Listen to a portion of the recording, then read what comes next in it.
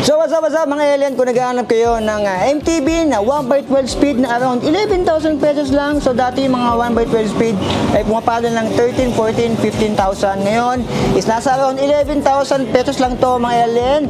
Ito is naka 1x12 speed na. So titignan natin, ay naka-hydraulic tayo pala to mga alien. Titignan natin kung ano yung iba pang piyesa nakalagay dito. So like, comment, subscribe.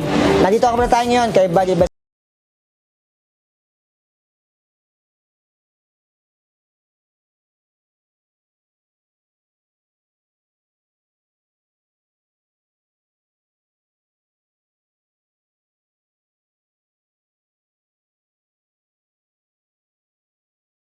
Ko dito kay Budget Best Cavite, hindi ko pahabain to para mabilis tayo. So yung frame nito is alloy 60-61. Yung frame nito ay hindi makinis, kitang-kita yung mga welding dito, kita rin dito. Meron siya dito reinforced gasket, pampatibayan ng kanyang seat tube.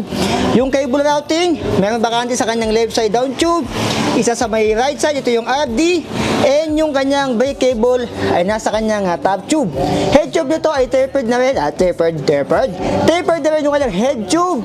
Yung size na binamagic natin is small size frame, pero 29er yan mga alien. Ayan, yung FD wala dahil naka 1x to. Meron ba siyang kabitan? Meron. Kung gusto nyo mag-FD yan, pwede. Clamp type mga alien, wala sa ditong side swing. So yung cable niyan idadaan sa mismong ilalim. Walang top pull, side swing, sa ilalim lang. Crankset, square taper, 170mm ang ginamit dito is Agent X na rin. Alloy 60-61, 30-40, BCD is 104. Yung chain naman ito is stock lang. Yan yung chain niya. Hindi ko masyado mabasa, medyo malabo mata ng alien nyo.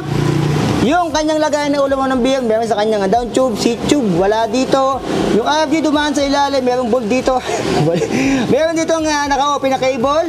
Yung RD niya ay Sensa RX12. So pangkaraniwan sa mga ganitong budget, lagi naka RX12. And meron siya ditong RD guard na tinatanggal naman kung medyo marunong ka na mag-bike. Yan, pinoprotektahan niya yung RD guard.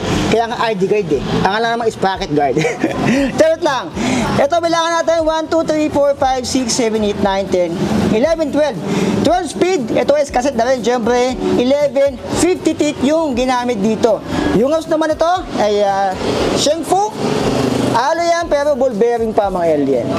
Dito naman, spokes ay 32, hindi siya naka-payasta valve, and meron siyang reflector, makakita tayo. Kitang-kita ka na pinagkakotangan dyan sa gabi. Alloy yan, and the double wall. Yung gulong, ang gulong na di ka niligaw pang karaniwan, syempre sa mga ganitong budget, Compass 29 by 2.10. Ayan, nag-loading pa tayo dun.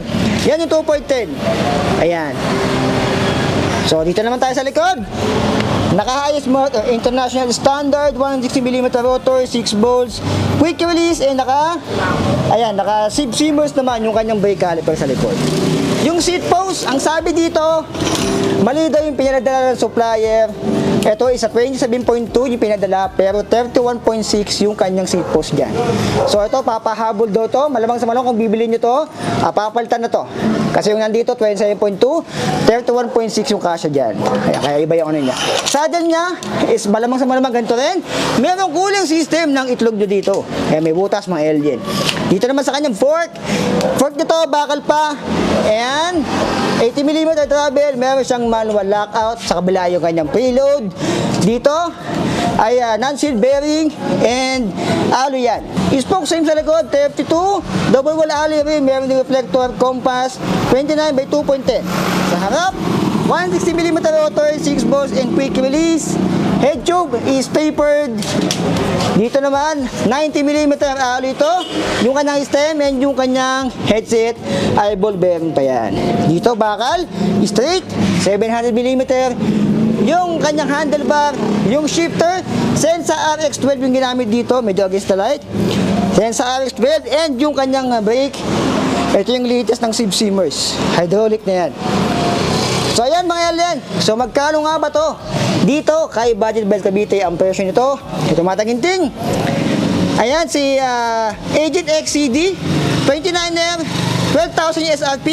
Pero pag no freebies, 11,700 pesos. Pwede nyo itong orderin via Shopee. Yung link nandyan sa video description and nasa screen nyo ngayon. Or hanapin nyo lang sa Shopee. Budget Best Cavite. Lalabas na yon. Makakapag-ship sila saan mo kayo lupalap ng Galaxy. Milky Way. Sa mga kayo lumalap ng Pilipinas, is kaya nyo na mag-ship ng mga bike. So yan mga Elan, like, comment, subscribe, so be it. I love you all. May lang yung ating mga vlog. Designing out.